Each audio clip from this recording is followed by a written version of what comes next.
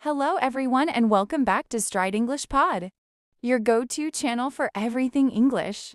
I'm Lily, and as always, I'm so excited to have you here with us. How's everyone doing today? Hey, it's Jack here, and today we're diving into something every English learner should know how to do well: introducing yourself. It might seem simple, but when you're put on the spot, it can be a little trickier than it looks. Am I right, Lily? Absolutely, Jack. We've all been there, whether it's at a job interview, meeting someone new at a party, or just chatting casually.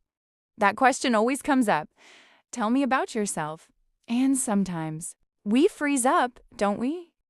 Definitely, but don't worry. Today, we're going to give you all the tips and tricks to answer this question confidently and naturally, so you never feel awkward again. Plus, we'll share some fun examples to make this process a whole lot easier. And as always, if you're enjoying this video, don't forget to like, subscribe, and share it with your friends.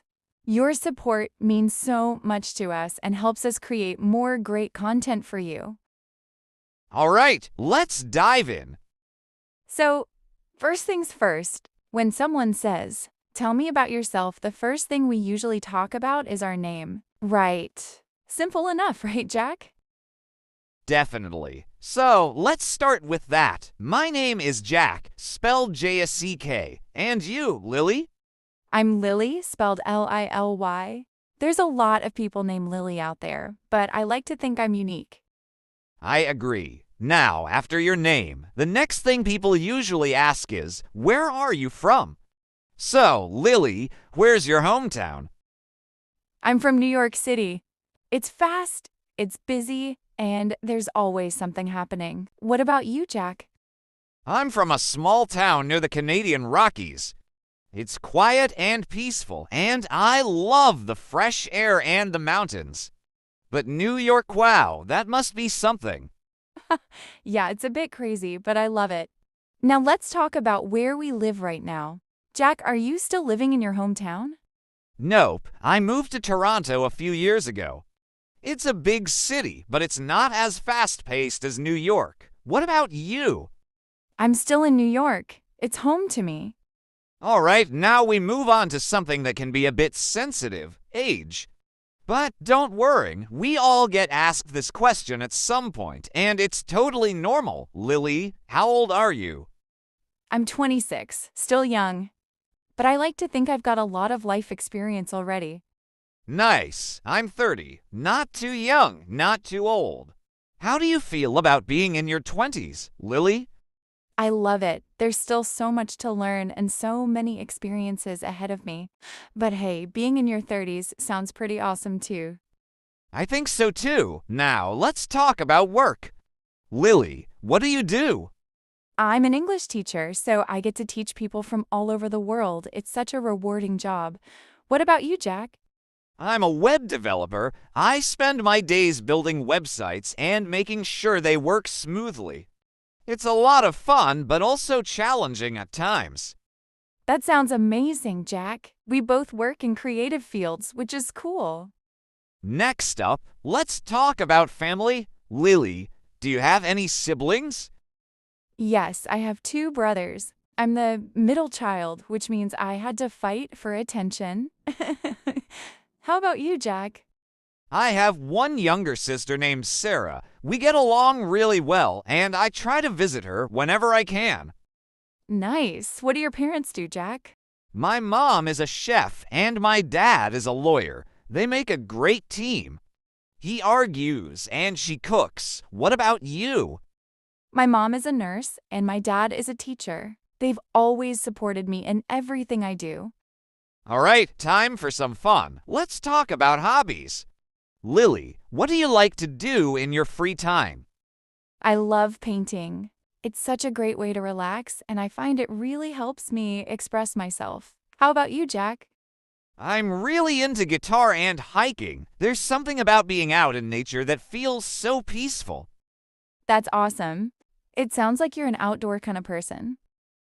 And speaking of things we enjoy, let's talk about food. Everyone has a favorite dish, right? Oh, yes. What's your favorite food? I'm a pizza lover through and through. What about you? I absolutely love sushi. It's fresh, it's healthy, and it's just so tasty. We both love food. I think food is such a great way to bond with people. All right, now that we know a bit more about each other, let's talk about how you can answer the famous question. Tell me about yourself confidently. Right. First, let's talk about how to keep it simple. When answering, try to give a clear, brief summary of who you are. Keep it relevant to the situation. Exactly. For example, at a job interview, focus on your professional experience and skills. But if you're meeting someone at a social event, you can share more about your hobbies and what makes you unique. And don't forget about confidence. It's okay if you don't have a perfect answer. Just be yourself and remember to smile. Another tip, avoid over explaining. You don't need to share your whole life story. Keep it interesting, but concise. Yes, and try to add a little personal touch. Like a fun fact or something memorable about you. It makes your introduction stand out. All right, now it's time to practice. Jack, let's do a quick role play. You'll be the one asking me. Tell me about yourself, and I'll give my response. Ready? Sounds good. Let's go. Tell me about yourself. My name is Lily, and I'm 26 years old. I'm originally from New York City, but I currently live in California. I work as an English teacher, and I absolutely love it because I get to meet people from all over the world. In my free time, I love painting, exploring nature, and trying new recipes in the kitchen. A fun fact about me is that I'm really into rock climbing. It's something I try to do whenever I get the chance. Nice. That's a great example of keeping it brief, but still sharing interesting details. Now, it's my turn to answer. Ask me. All right, here we go. Tell me about yourself, Jack. Hi, I'm Jack, and I'm 30 years old. I'm originally from a small town near the Canadian Rockies, but now I live in Toronto.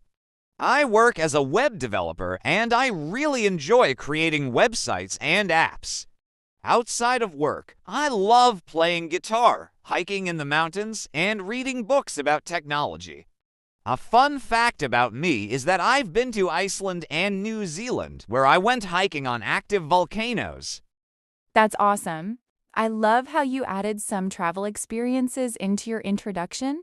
It makes it feel more personal and exciting. So, what do you think, Jack? How do you feel about our introductions? I feel pretty good about them. I think both of us did a great job of keeping things simple, but still showing our personality. Plus, the fun facts are always a great touch. Okay, now we're getting to the fun part. What if the conversation continues after you've introduced yourself? What are some other similar questions you might be asked? Great question, Jack. Here are a few examples of questions you might hear that are similar to tell me about yourself. 1. What do you do for a living? 2. Where are you from originally? 3. What are your hobbies? 4. How did you get into your profession? 5. Tell me about your family.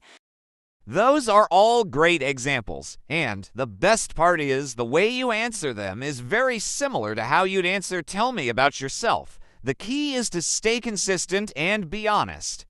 When someone asks about your hobbies, give a little extra detail like we did earlier. Maybe share something you've recently done or tried. For example, if someone asks about your hobbies, instead of just saying, I like painting, you could say, I've been getting into watercolor painting recently, and I'm really enjoying experimenting with different techniques. And when someone asks about your job, it's always good to add why you love it. For example, instead of just saying, I'm a web developer, you could say, I'm a web developer, and I love creating websites that help businesses grow and connect with their customers. Great points. It's all about making your answers feel more personal and engaging. All right, we've covered a lot today. Let's quickly recap the key points. 1. Keep it simple. You don't need to share everything. Just focus on the most important details. 2. Add a personal touch. Include something unique, like a fun fact or a hobby, to make your introduction memorable. 3. Stay confident, practice, use good body language, and remember to take deep breaths. 4. Be yourself. People want to connect with you, so don't worry about being perfect. 5. Practice makes perfect. The more you practice your introduction, the easier it gets. And one last tip. Don't be afraid of making mistakes. If you get nervous or say the wrong thing, it's okay. Just keep going. The more you practice, the more confident and natural you'll become.